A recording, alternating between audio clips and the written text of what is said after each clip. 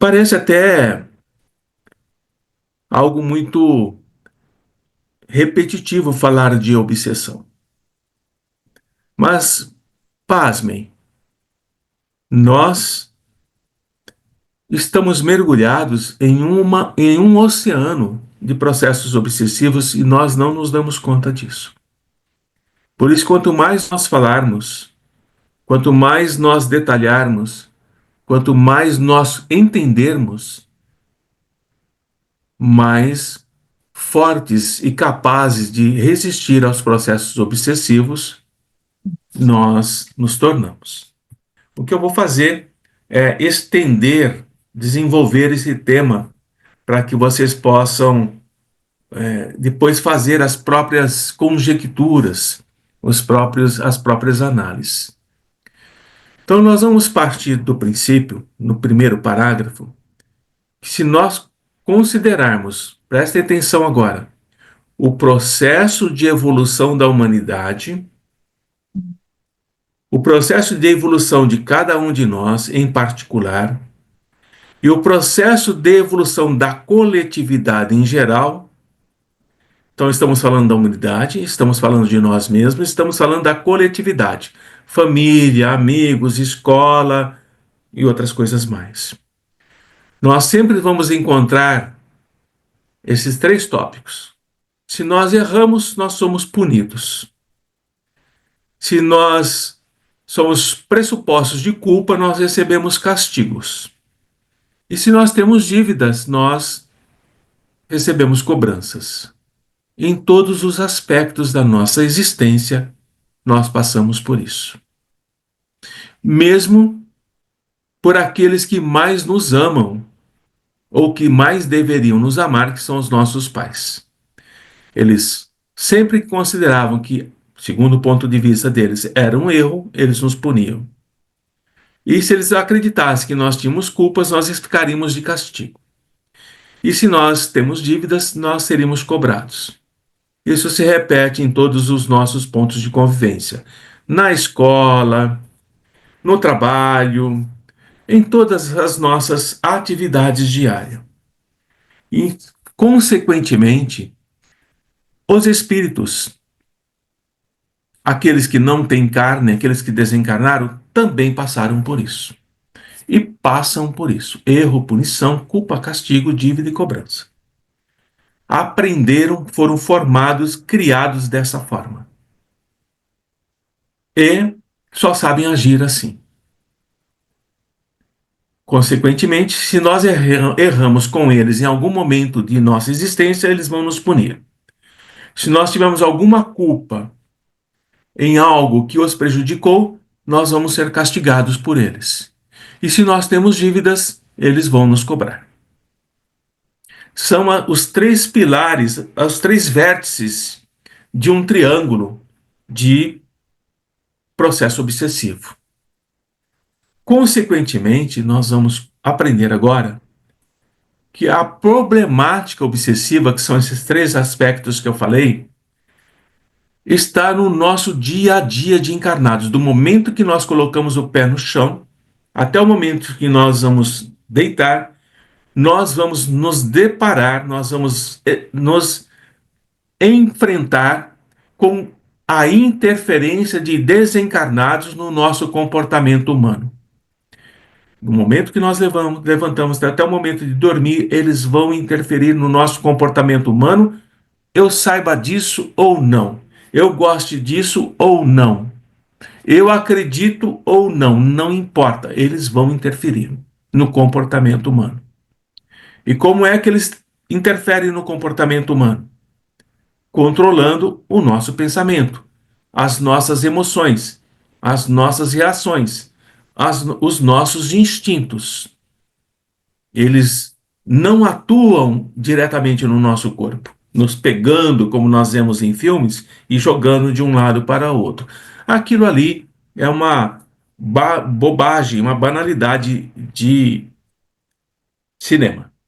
Eles agem com muito mais inteligência.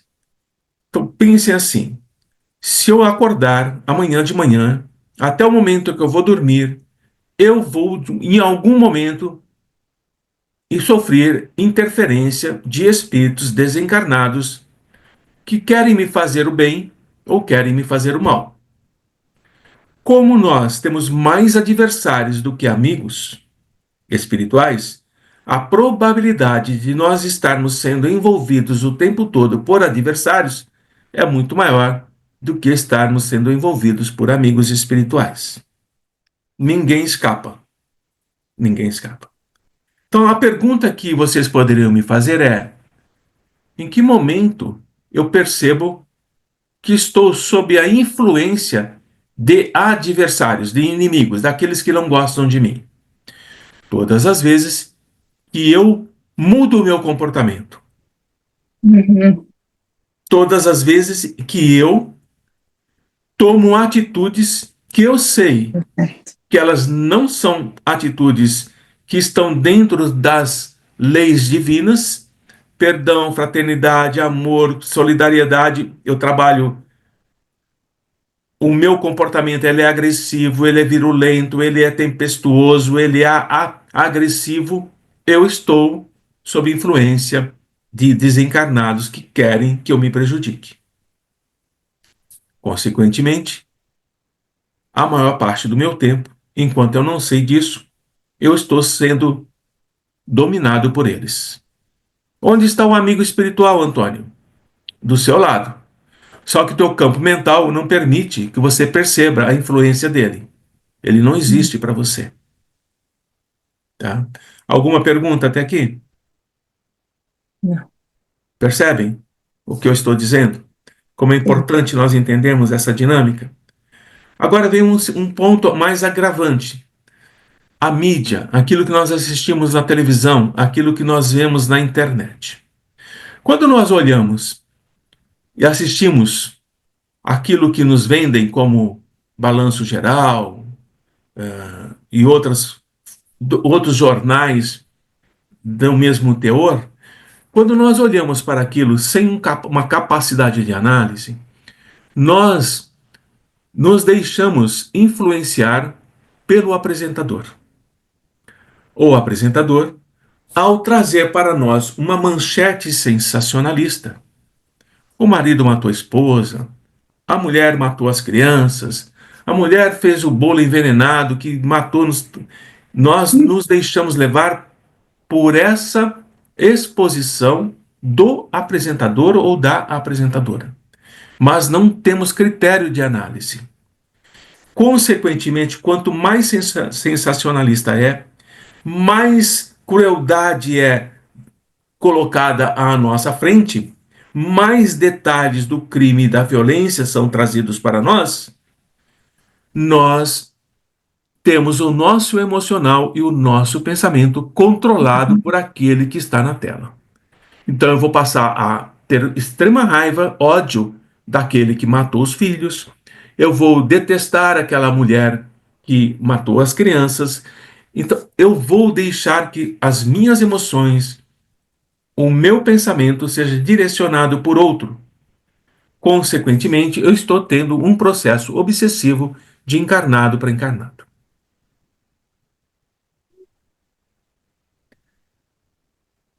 Devo assistir esses tipos de documentários? Deve.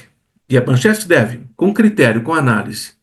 O que é que eu vou analisar diante disso que está sendo trazido para mim? Qual é a causa principal?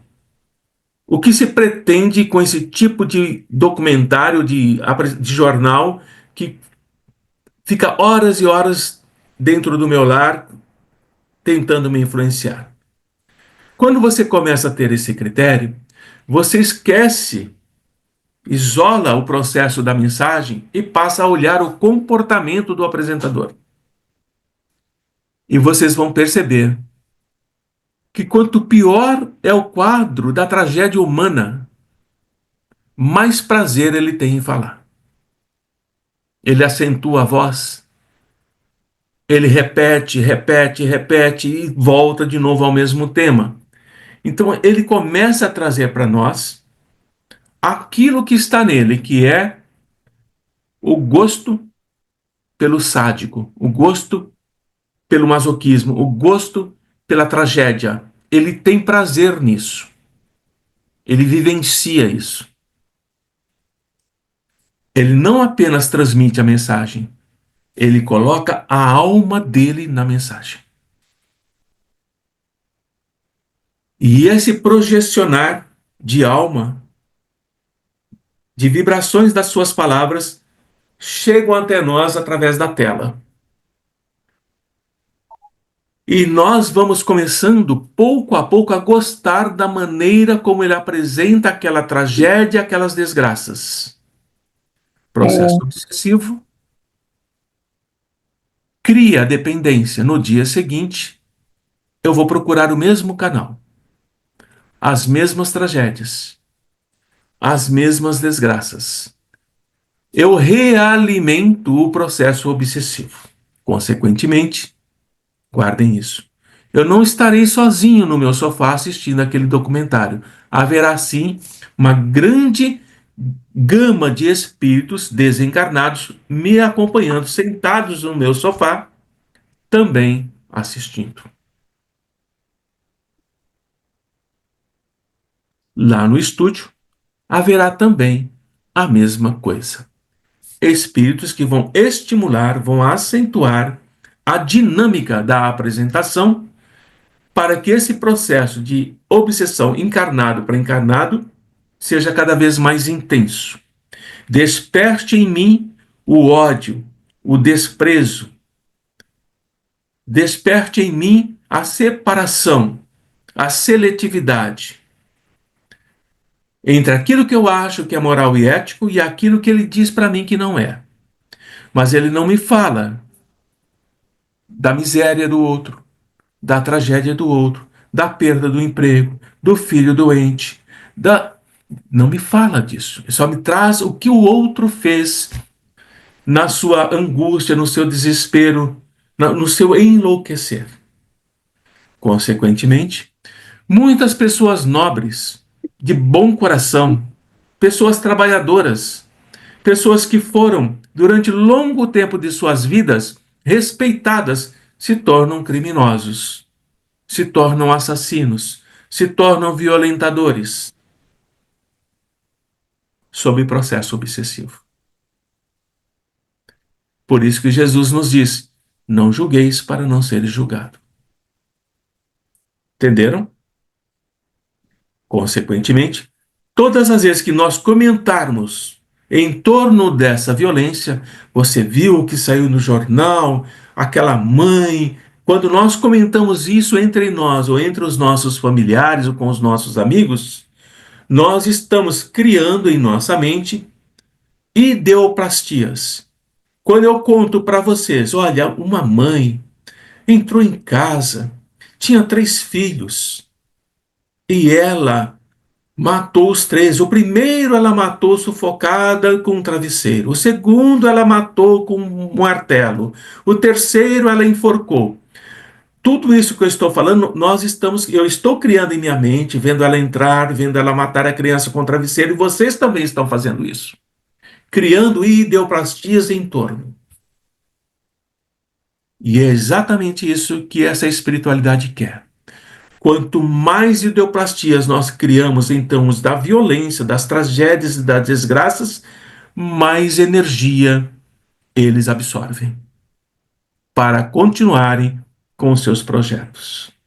Consequentemente, até aqui, nós precisamos, para compreender a profundidade do processo obsessivo, começar a olhar para esses quadros de violência, de desgraça, de guerras, com um olhar analítico. O que é que está acontecendo por trás disso tudo que levou a esse ponto? Não para julgar, mas para aprender. Porque se nós não fizermos assim, poderemos ser sim ou uma das vítimas ou aquele que vitimou os outros. Poderemos sim nos tornarmos tão detestáveis quanto aqueles que estamos detestando no momento que estamos assistindo. Dúvidas? Dúvidas? Perguntas? Tá? Cuidado com os comentários em torno da violência. Cuidado com a maledicência. Cuidado com o que projeta com o pensamento. Cuidado com as emoções.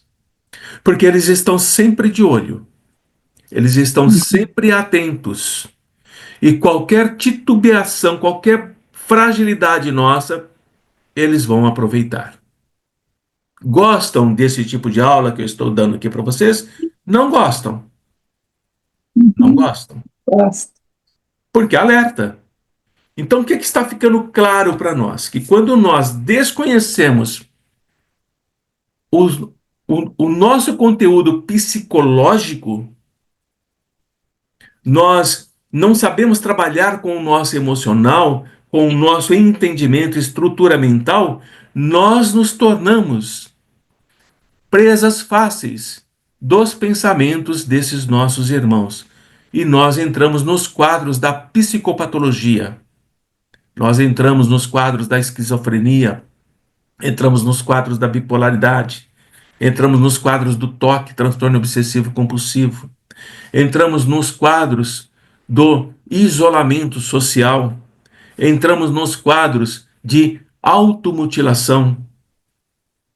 Tudo isso é porque a nossa mente, ao longo de um determinado tempo, ficou simplesmente à disposição desses nossos irmãos ainda chamados de obsessores. Não serão sempre obsessores. Eles se tornarão, sim, também amigos. E pasmem, dentre os obsessores, existem obsessores que são amigos, que nos protegem às vezes, mas não deixam de fazer mal para outros. Portanto, eles estão dentro dessa categoria. Compreendendo o que eu estou falando, como é que essas almas que foram obsediadas, que suicidaram-se, que foram, que morreram em total desequilíbrio, sob forte assédio obsessivo, como é que essas almas que fracassaram na encarnação, como é que elas retornam para o mundo espiritual? Essa é a grande questão também. Como é que eu vou retornar para o mundo espiritual com a minha morte, diante do fracasso da minha existência, diante de uma encarnação que não serviu para nada, foi uma nuvem escura, onde nada eu construí, nada eu fiz. Como é que eu retorno? Eu retorno exatamente desse jeito, em desequilíbrio. Lamentável. Eu retorno num desequilíbrio, num sofrimento em que eu não consigo encontrar nenhum tipo de consolo para aquela encarnação que eu joguei fora. Eu continuo sob processo obsessivo, porque eu me culpo. Culpa, castigo. Lembram dos três lá em cima? Erro, punição. Esses verbos são muito fortes no processo obsessivo. E isso se agrava mais quando nós lidamos com o mundo da espiritualidade como nós estamos aprendendo a lidar. Então, os médiums que são levianos, que são irresponsáveis, que são não comprometidos, que desrespeitam a si mesmos como aqueles que são intermediários entre o mundo material e o mundo espiritual, se eles caem nesse processo de se permitirem dominarem por espíritos, porque ele é leviano, porque ele não estuda, porque ele é apenas admirador de Jesus, ele não segue Jesus, ele acha que ele não estuda, que ele não se dedica, que ele não abre mão da própria dor, do próprio sofrimento, dos próprios problemas pessoais para socorrer, esse médium pode sim desencarnar sobre forte processo obsessivo e chega na espiritualidade em grande sofrimento. Para onde eles vão? Existem, meus amigos, hospitais dedicados a receber trabalhadores fracassados. Trabalhadores fracassados. Vieram com propósito e não conseguiram. Cederam ao impulso obsessivo, retornam para a espiritualidade completamente enlouquecidos.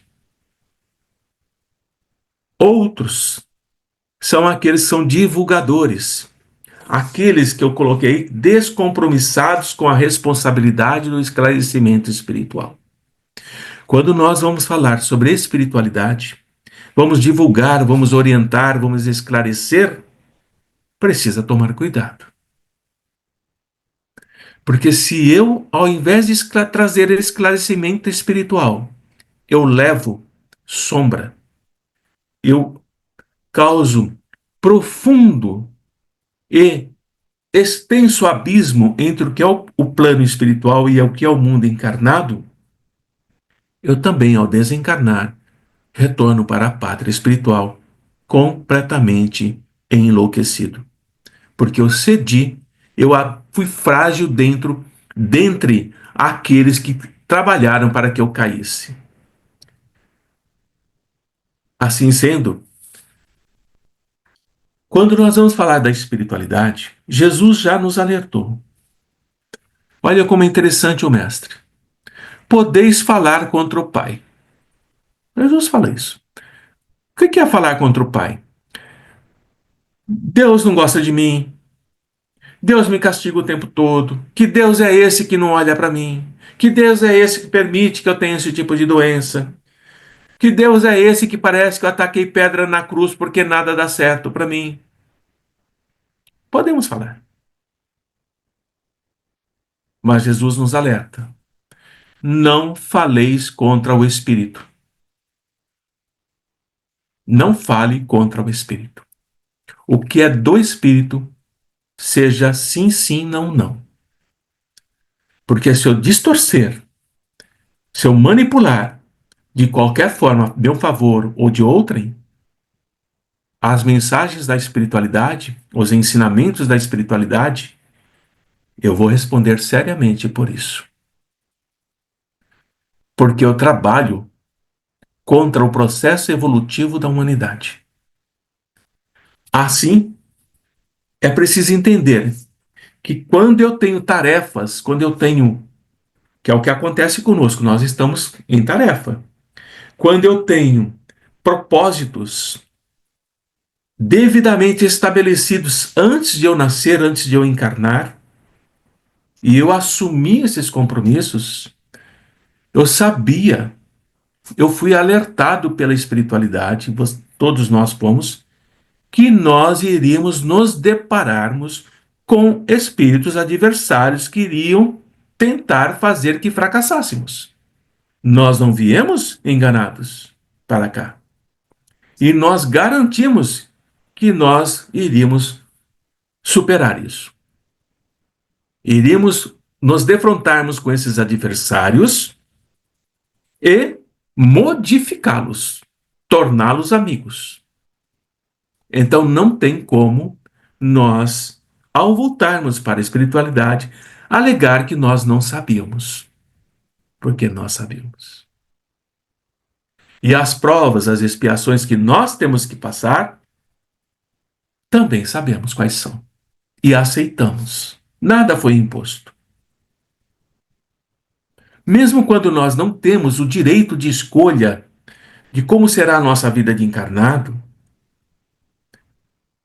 os amigos espirituais, ao planejarem a nossa encarnação, porque nós não temos capacidade para planejá-la, ainda não temos estrutura mental para isso, eles colocam para nós as provas e as expiações mais leves possíveis.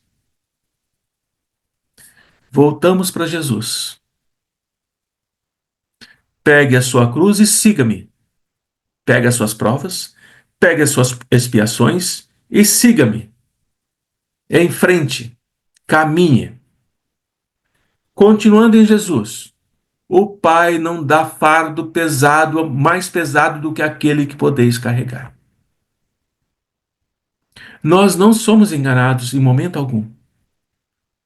Então, se nós nos colocamos ao serviço do Mestre, e nós fracassamos, malogramos na execução dessas tarefas, não é culpa da espiritualidade. Não é culpa dos adversários. É nossa. Por não acreditarmos em nós. Os adversários se aproveitam dessa fraqueza e acentuam essa descrença em nós.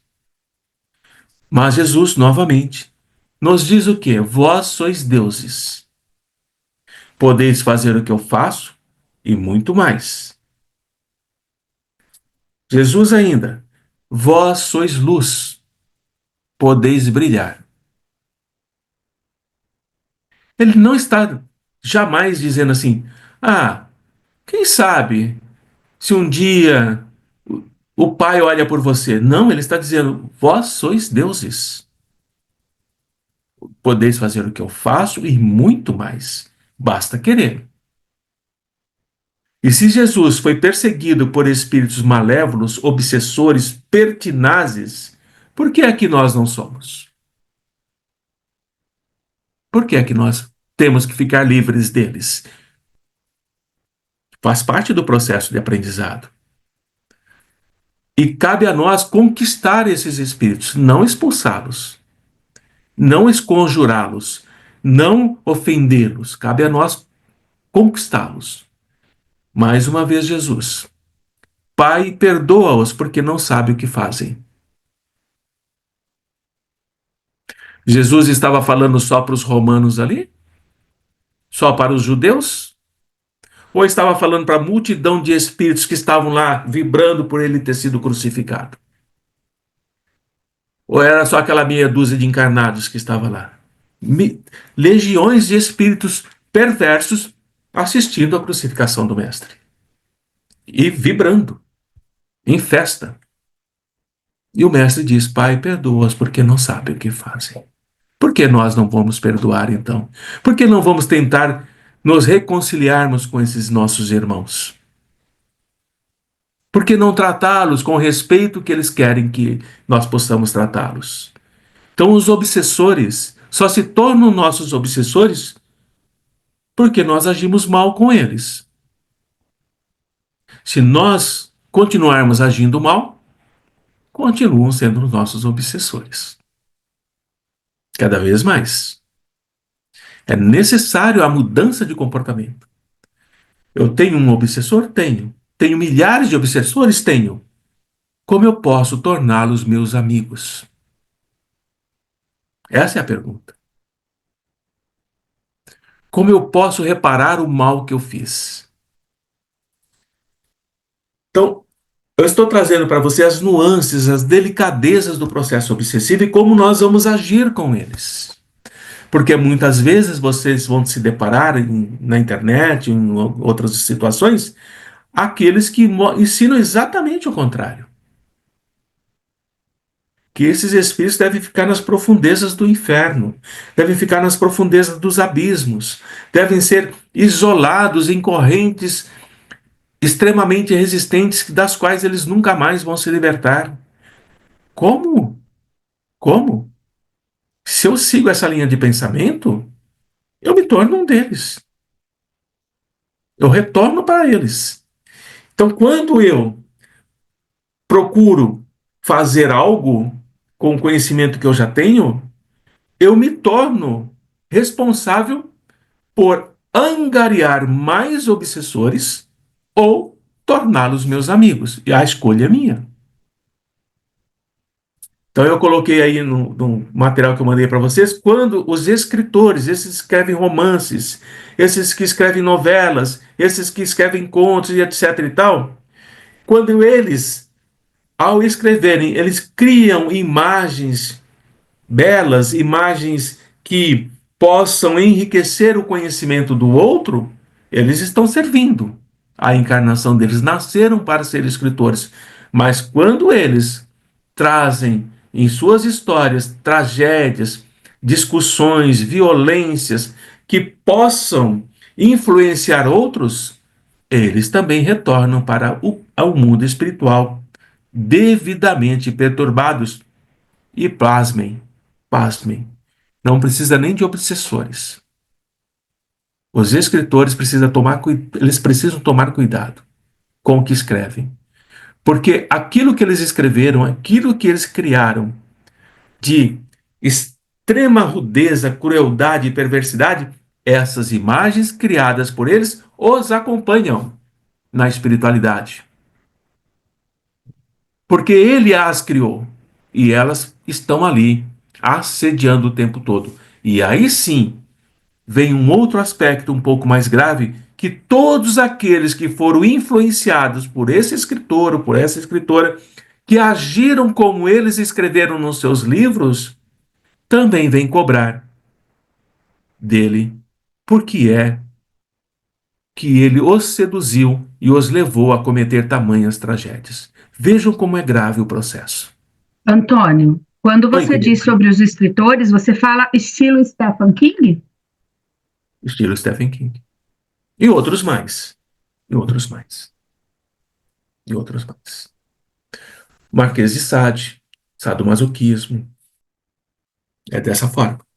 Então veja como é delicado o mundo que nós estamos transitando. Nós estamos o tempo todo em campos de energia que ou nós mergulhamos neles ou nós saímos deles. Mas, inevitavelmente, nós estamos neles.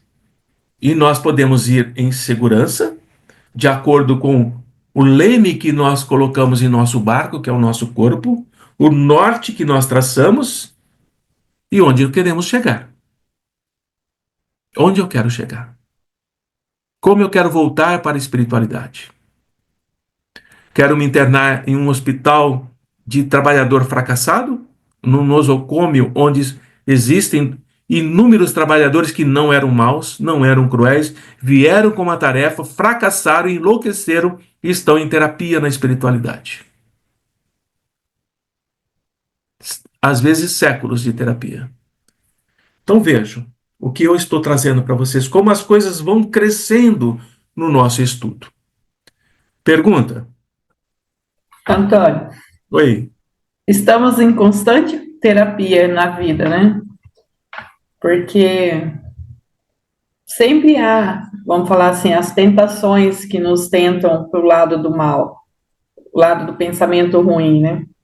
O tempo todo. Há momentos em que você tem que se recolher, É. pensar na sua atitude, nos seus pensamentos, para não falar, não agravar situações.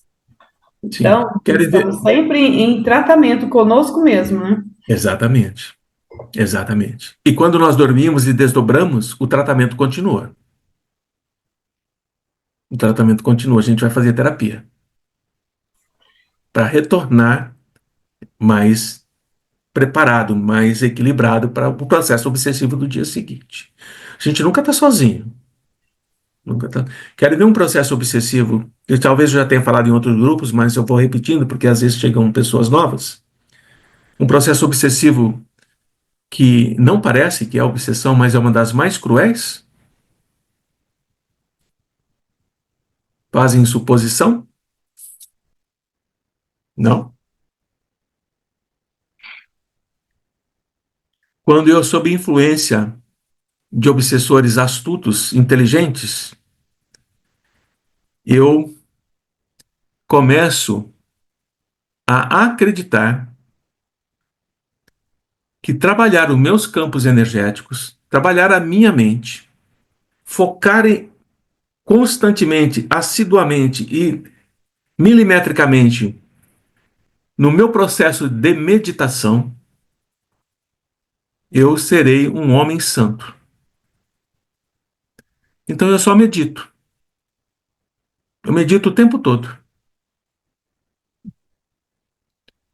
Eu vou meditando, meditando, meditando, meditando o tempo todo. Monges budistas e tibetanos fazem muito isso.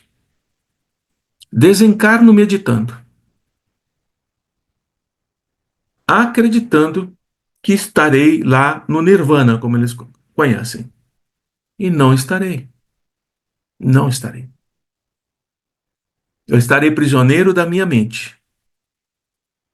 Nem percebo que desencarnei. Nem percebi que eu estou em processo obsessivo.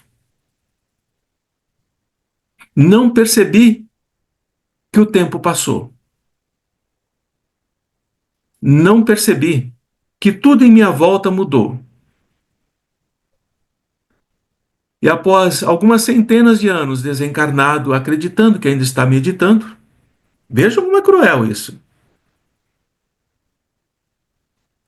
A bondade divina permite que amigos espirituais vão buscar esse nosso irmão e tragam ele para um diálogo, para uma conversa. E aí ele se depara com a realidade. Só que acontece algo muito interessante, que vocês vão saber agora. Esse nosso irmão, ou esses nossos irmãos, não podem mais permanecer no planeta. Não podem mais. Eles terão que ser levados para outros mundos. Por quê? Por quê? Por quê? Porque o planeta evolui. O tempo passa e ele ficou parado, está estagnado. O campo vibracional dele não se sustenta mais no planeta atual, de 200 anos para frente. E ele é preciso levar para um mundo, claro que não será um mundo primitivo, mas será um mundo onde ele estará mais adequado para recebê-lo. Tudo que é extremo, meus queridos amigos, meus irmãos e minhas irmãs, é prejudicial. Porque se eu posso meditar, posso, mas eu preciso olhar para a minha família. Eu posso meditar? Posso, mas eu preciso trabalhar. Eu posso meditar? Posso, mas eu preciso ver a miséria ao meu lado e fazer algo para modificar isso. Eu posso meditar? Posso, mas eu preciso entender a dor do outro. Eu posso meditar? Posso e devo, mas eu preciso compreender que a tristeza, o sofrimento está ao meu lado, no meu filho, na minha esposa, no meu pai, na minha mãe. Larguei tudo para meditar. Percebem o processo obsessivo? No bem. Não faço mal para ninguém.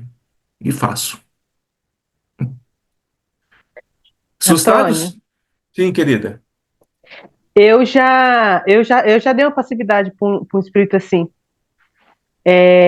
Quando aconteceu, foi bem interessante, porque a sensação que eu tinha é que ele sabia muito lidar com as energias, só que era como se fosse uma perca de tempo.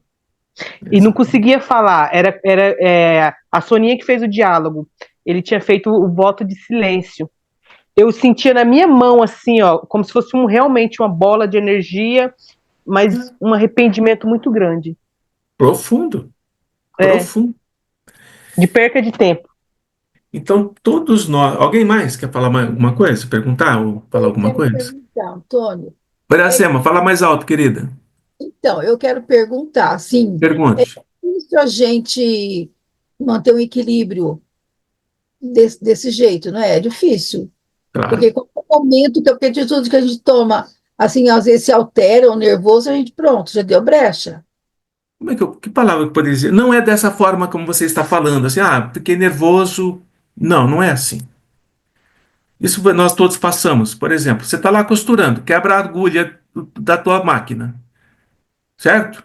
Certo. Você fica Deixa bravo. cair as coisas, deixa cair toda hora, deixa cair as coisas. Fico nervosa. É normal. Isso é o cotidiano, é o dia a dia. O que eu Uhum. estou dizendo, Iracema, é o desequilíbrio em relação ao outro, a aqueles que são ao seu lado. É quando eu convivo com alguém, mas eu acredito, eu penso e eu sinto que esse alguém me faz mal. E esse alguém não faz mal para mim. Esse alguém vive a vida dele ou dela do jeito que ela entende. Se ela está se prejudicando, por exemplo, vou dar um exemplo pessoal. A minha filha fuma. Cansei de falar, você vai ter um câncer de pulmão. Você sabe dos problemas. Então, o alerta foi dado. Agora, Não cabe a mim, todas as vezes que eu encontro com ela, ficar irritado, aborrecido, brigar porque ela fuma. É algo que não me diz mais respeito. Consequentemente, a maioria não pensa assim. A maioria de nós achamos que o outro deve fazer aquilo que nós queremos. Se ele não faz, nós nos aborrecemos, nós nos irritamos, nós brigamos, nós nem falamos, mas a nossa mente, porque ele é um miserável, porque ela não faz isso, porque ela não me ouve, porque isso, porque aquilo. Você está nesse turbilhão de campos de energia na sua mente. Tudo bem? Só que você esquece de uma coisa. Todos nós temos algo que nós chamamos assim, expectativas. Então, a minha expectativa em relação a vocês eu gostaria que eles chegassem até o final do curso, porque o curso não é fácil. Parece que é, mas não é. Essa é a minha expectativa. Mas pode não ser a expectativa da Larissa. Pode ser não ser a sua expectativa. Pode ser não ser a do Toninho. Pode não ser a expectativa da Vânia. Aí, como a minha expectativa não é a de vocês, e vocês vão seguir a de vocês, eu me frustro. Eu fico frustrado porque a Larissa saiu do curso. Exemplo. Essa frustração me traz raiva. Essa frustração me traz um desejo de tomar satisfação. Só que eu não vou fazer isso para ela. Mas aqui na minha mente, eu estou brigando com ela. Eu estou brigando com ela. Então, todas as nossas expectativas que são frustradas, não é culpa do outro, gente. É culpa nossa. Porque eu criei uma expectativa em cima de uma pessoa que não tem essa expectativa. Então vou me frustrar.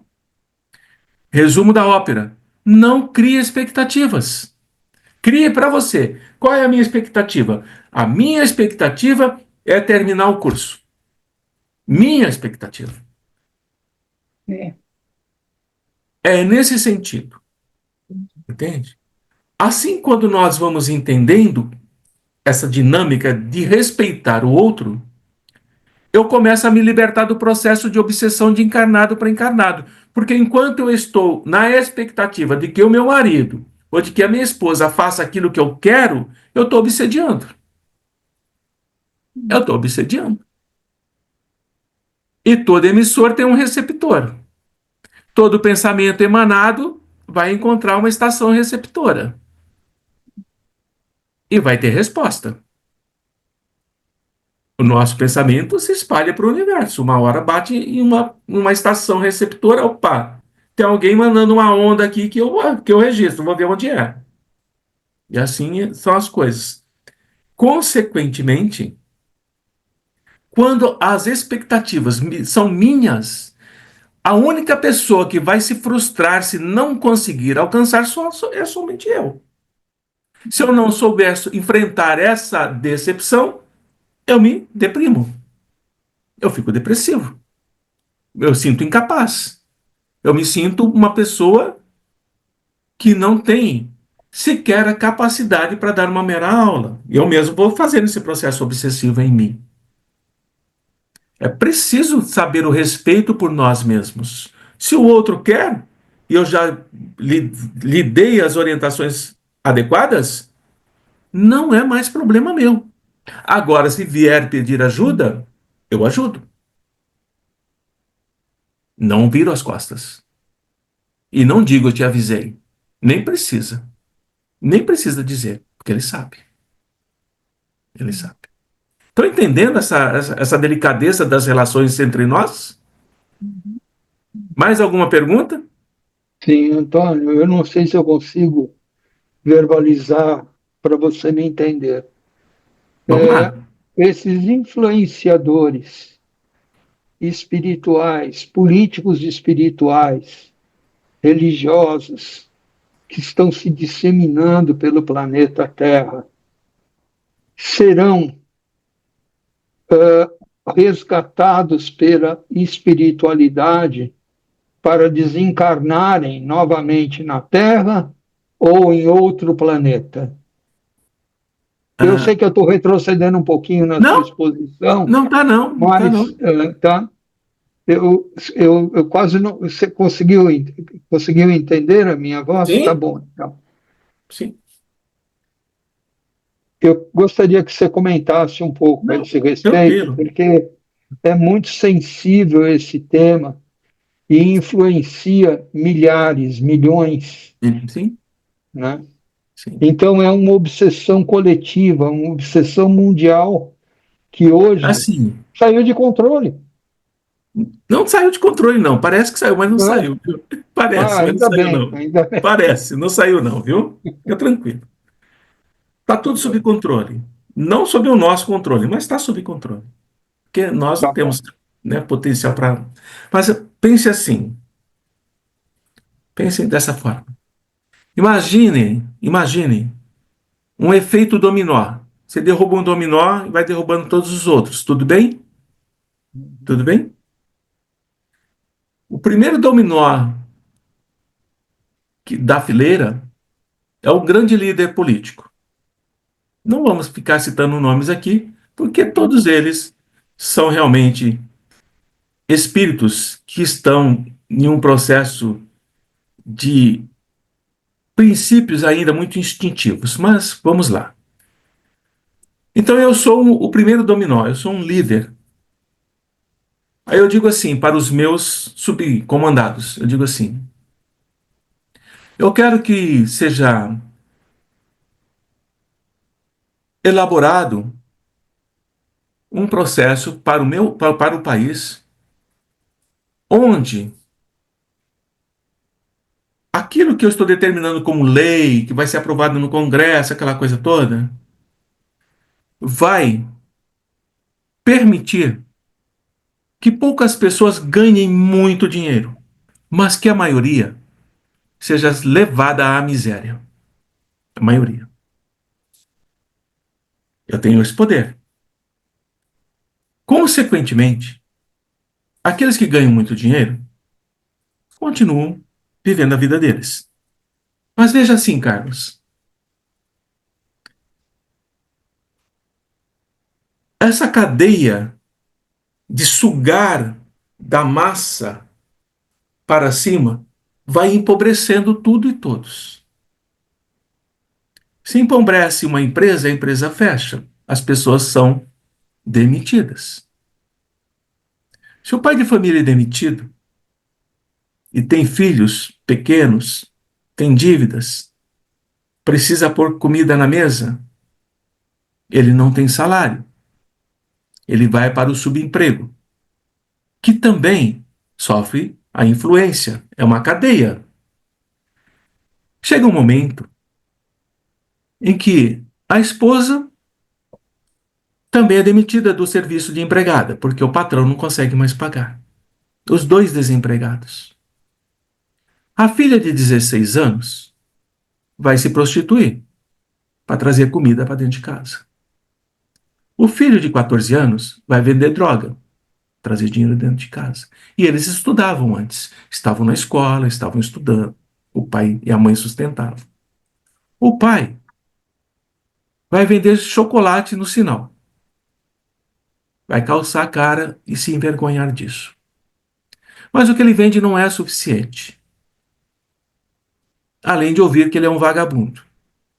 Estão entendendo o processo? A partir daí, ele recebe um convite para ser vigia de uma boca de fumo na favela. Por dia, ele ganha mais do que ele vendeu um mês no sinal. Ele precisa pôr comida em casa. Ele era um trabalhador. Um belo dia, ele é morto pela polícia como um bandido. A filha, prostituída, também é morta por um desses que fazia sexo com ela. O filho vai para a cadeia. A mãe não sabe o que fazer, vai para a rua, enlouquece. Todos respondem, todos.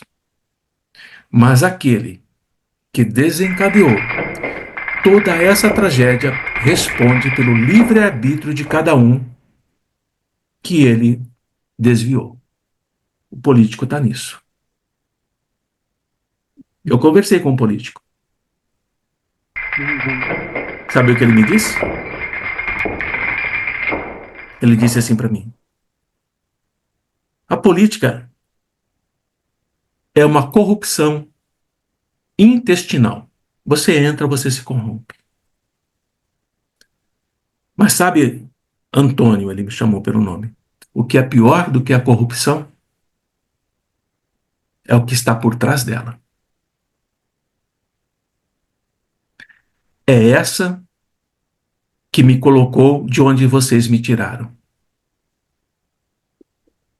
E eu prefiro, ele dizendo, não relatar para você o que é que está por trás da corrupção. Consequentemente, ser político é estar na porta larga que Jesus fala. Mas, ao mesmo tempo, ser político é saber escolher a porta estreita. Aqueles que escolhem a porta estreita, normalmente, não são compreendidos. Entendeu, Carlos? E por trás disso tudo existe um processo de obsessão, né? Que induz esse líder, né?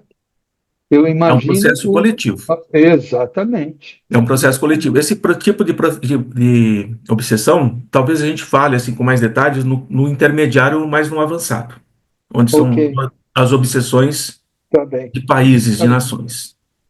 Tá bem? Perfeito. Então, muito obrigado. Deu para entender o que eu falei sobre essa questão que o Carlos perguntou?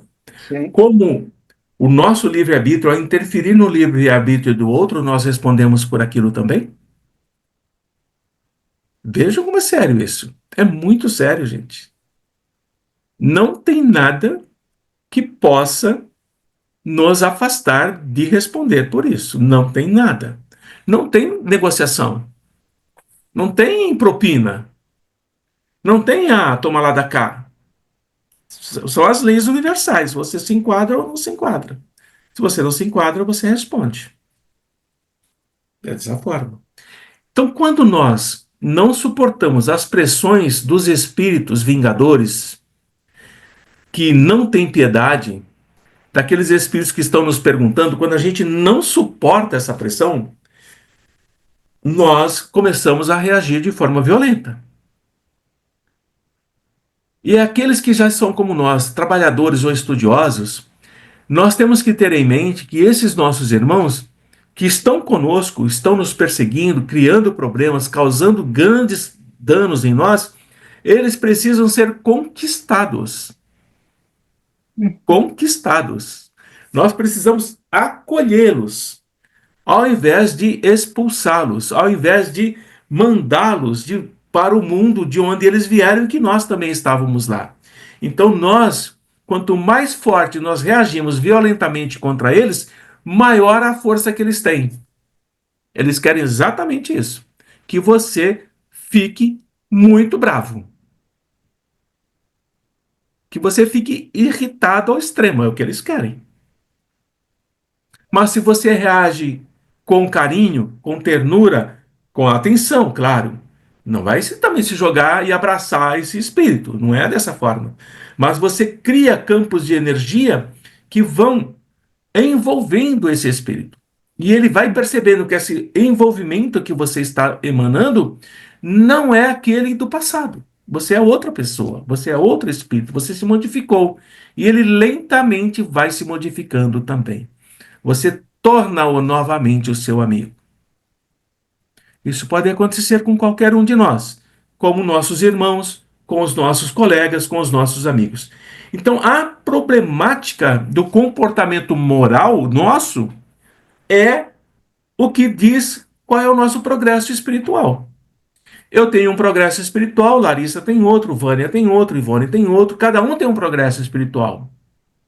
E esse progresso espiritual eu posso acelerar, eu posso estagnar, ou então eu posso ir mais devagar.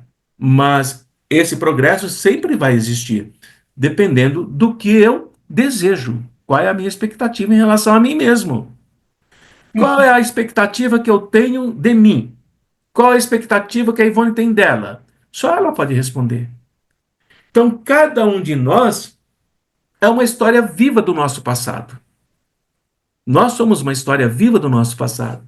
E é por isso que eu coloquei aí que Jesus acentuou que vai pedir mais àquele que mais deu. Se vocês estão recebendo, vocês terão que ser cobrados. Será pedido mais àquele que mais foi dado. Não é assim? Então, mais responsabilidade, mais capacidade, mais entendimento de mudança de conduta. Precisa ter isso. E nós vamos somando as nossas experiências. A minha experiência se soma com a do Carlos, que se soma com a da Ivone, que se soma com a da Alzira. Nós estamos somando experiências. E aquilo que nós vamos trocando entre nós melhora o nosso conhecimento e aumenta a nossa responsabilidade. Eu não estou aqui apenas porque eu gosto de dar aula. Eu estou aqui por mim mesmo. Eu estou aqui porque eu quero avançar. Eu quero melhorar. E quando eu distribuo o conhecimento que eu tenho, claro que devidamente dosado, eu estou melhorando a mim mesmo. E abrindo conhecimento para outros que querem melhorar também. É dessa forma. Então nós vamos somando experiências. Né? Tudo bem?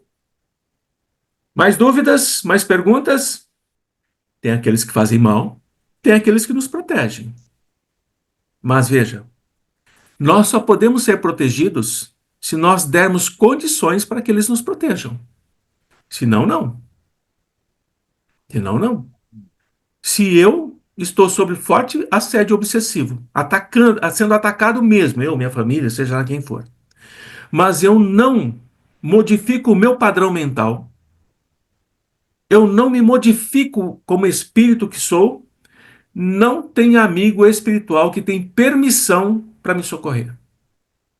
Porque eu não tenho campo energético para que eles possam me socorrer. Não adianta pedir ajuda da espiritualidade porque eu estou sendo atacado por espíritos cruéis. Não adianta. Não adianta levar passe. Não adianta orar para se libertar do espírito. É necessário modificar o seu campo vibracional. Se você não modifica, você não tem socorro. Mas se os amigos perceberem que você está se esforçando, que você está realmente convicto de que precisa mudar e está colocando isso em prática diariamente, o que não é fácil, imediatamente a ajuda começa a se manifestar. Imediatamente. Vem um amigo que fala alguma coisa, vem alguém que oferece um livro, vem alguém que te convida para um lugar, onde você começa a ter o amparo necessário. São formas de ajuda da espiritualidade. Existem outras formas, mas as mais concretas são essas. Mas só aparecem quando você realmente quer mudar. Senão, não. Por que que não? Porque a gente não consegue eliminar o nosso passado.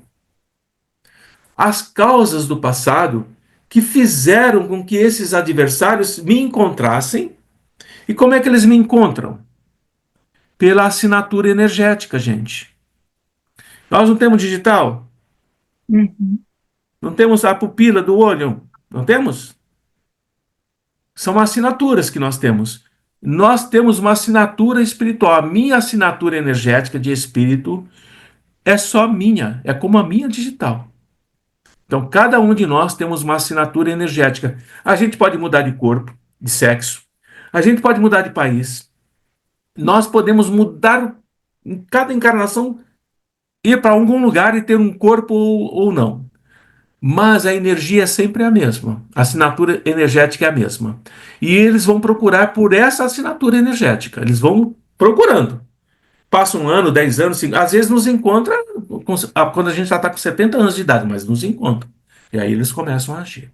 Então nós deixamos um rastro de energia por onde nós passamos, em todas as nossas vivências.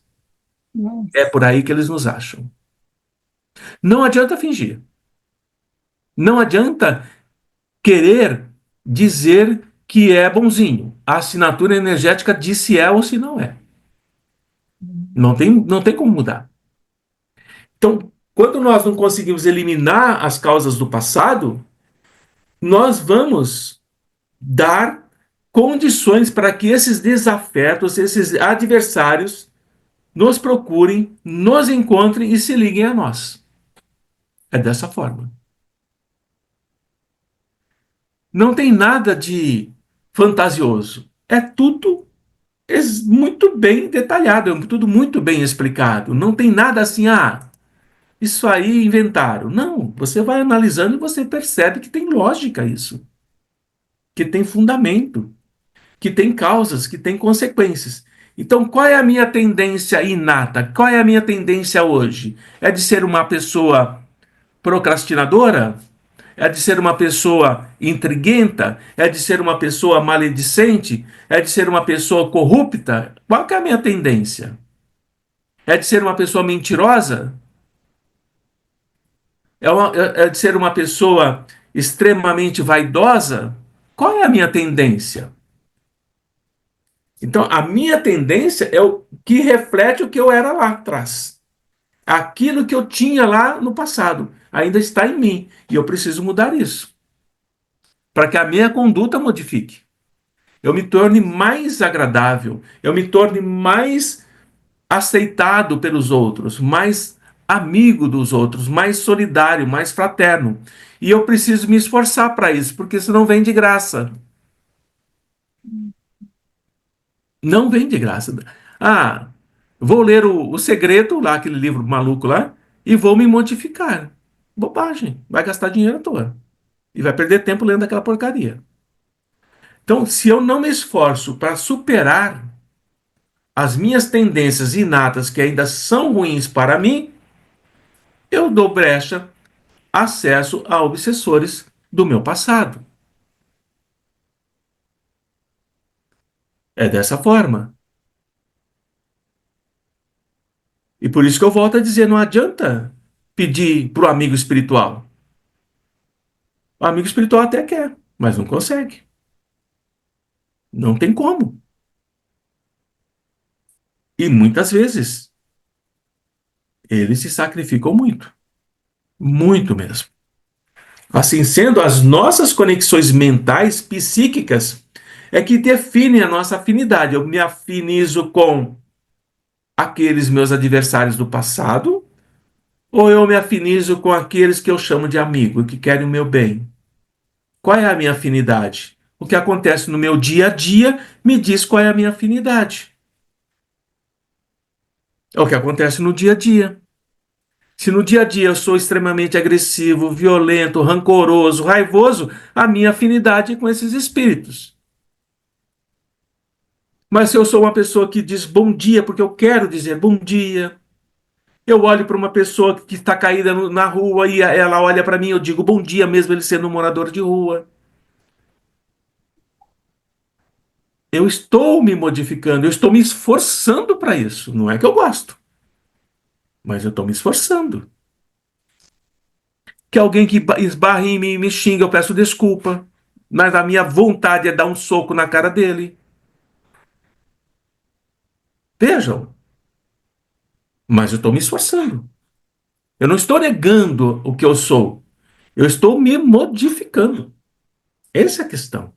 Então, a minha conexão psíquica me liga com a retaguarda do meu passado. E essa conexão psíquica vai exigir de mim sacrifício, vai exigir de mim empenho, vai exigir de mim esforço hercúleo para que eu não caia nas armadilhas que os meus adversários criam. E eles criam as cascas de banana, as desculpazinhas. Ah, hoje não, porque eu tenho isso, amanhã depois tem. São desculpazinhas que vão me afastando daquele núcleo que me protegia. E aí eu reclamo do amigo espiritual. Eu reclamo dele. Mas, na verdade, ele não tem nada a ver com isso. É? Então, trabalhar. O que é culpa? O que é remorso? O que é desarmonia interior? O que é desamor?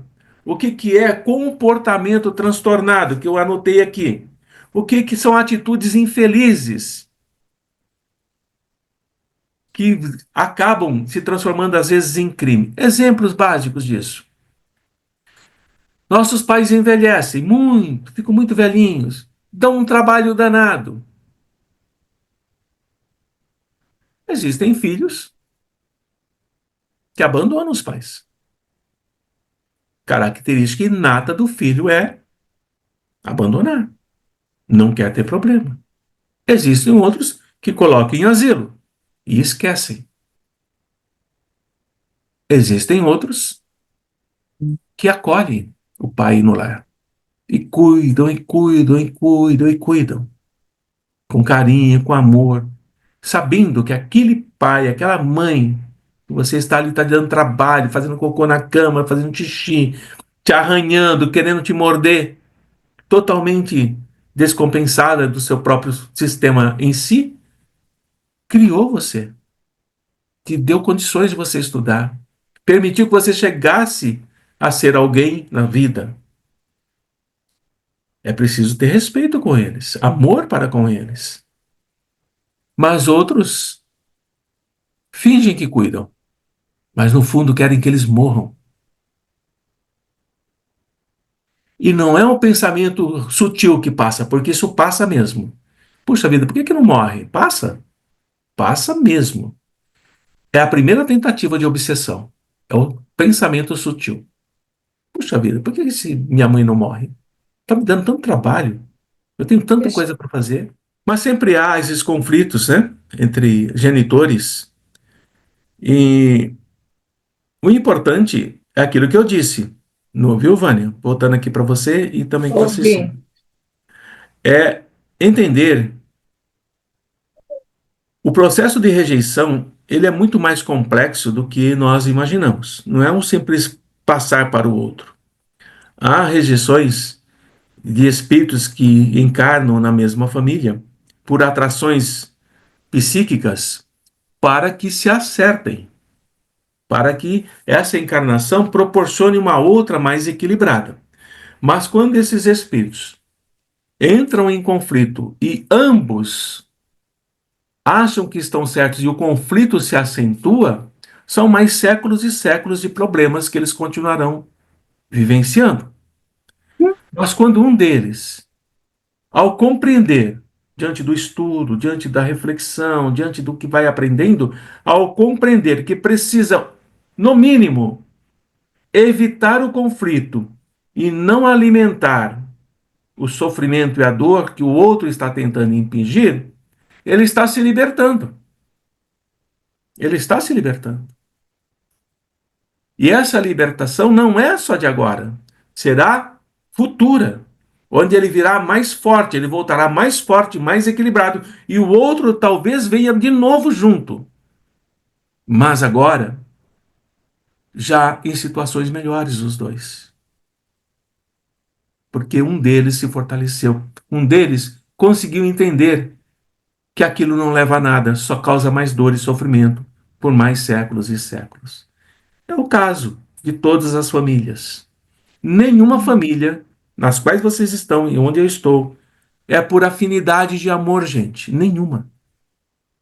É. Nenhuma. Todas são acertos de conta. Todas.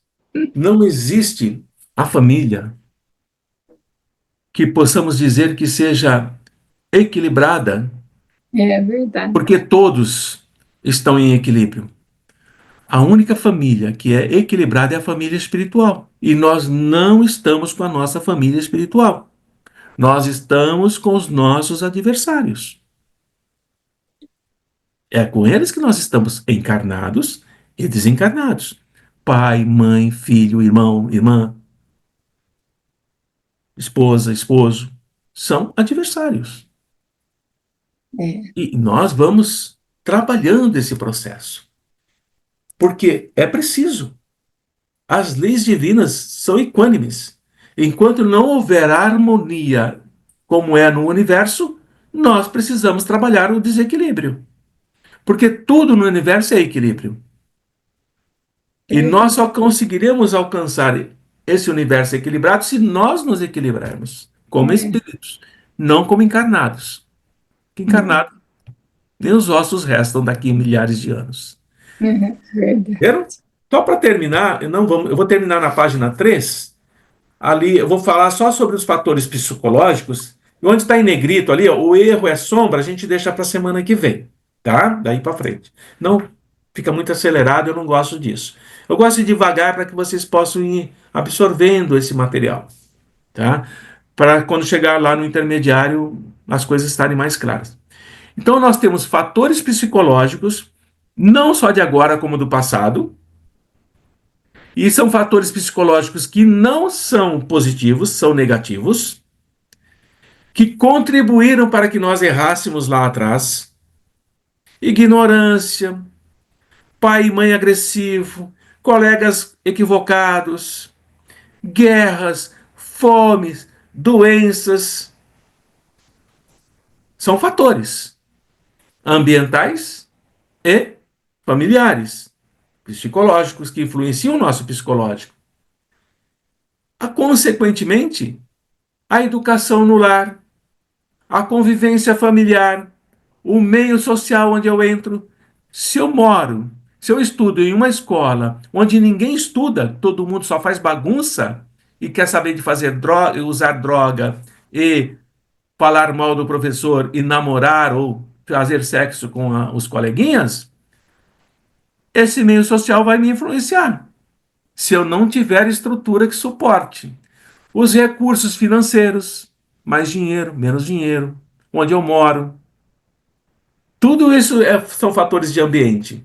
O trabalho que eu executo, onde eu me divirto, qual é a minha saúde, tudo isso vai atuar sobre nós como espíritos e vai exercer um papel muito importante na construção da personalidade. Então, a personalidade da Rose hoje é fruto da educação que ela teve na casa dela, que é fruto da educação que o pai e a mãe recebeu da família anterior. A convivência familiar da Valentina hoje é influenciada pela convivência da Rose, do esposo, na Valentina. O meio social que a Iracema ou a Larissa frequentam são diferentes, mas esse meio social influencia a Larissa e influencia a Iracema, de formas diferentes. O recurso financeiro da Márcia e o da Alzira são diferentes. Cada um sofre a sua influência. A forma que o trabalho que eu exerço como enfermeiro, por exemplo, é diferente do trabalho que a Iracema exerce como costureira. Então a Iracema tem a influência do trabalho dela em lidar com tecidos, linhas e agulhas, e eu tenho a influência de lidar com doentes, com médicos, que não é fácil lidar com essa raça. Médico. Com assistente social, com farmacêutico,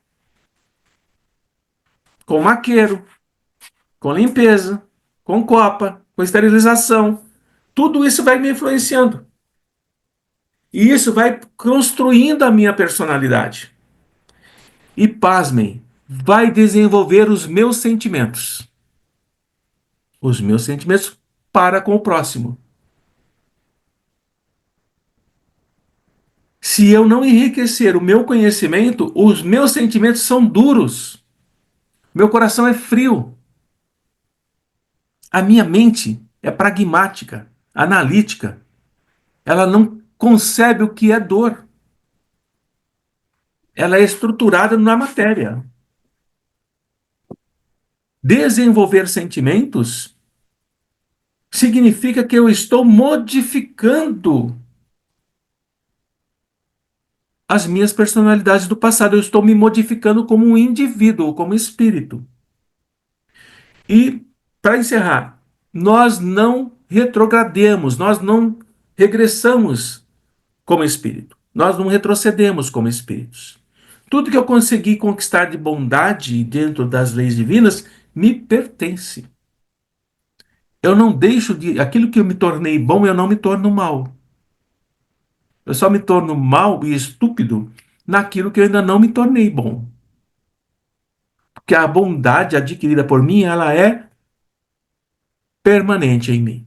A maldade é provisória, é temporária, ela é efêmera, uma hora ela termina.